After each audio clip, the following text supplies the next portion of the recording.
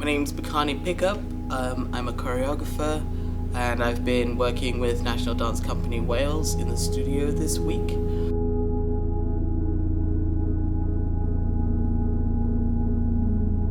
Doing some research and development, and we've been looking at the theme around Hiraeth and looking over the year and what we've all been through and things that we wish we had, things that we've lost, things that we've gained, looking back on the past and emphasizing community and how we can collectively come together to experience this and share these experiences together.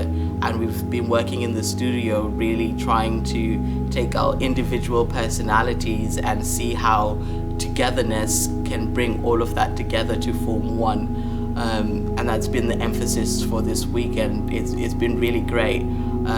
Even though it's been socially distanced, we've still managed to find that that emotion within the work to come together, to really connect with each other. And it's been really great, and I'm looking forward to kind of finishing it soon.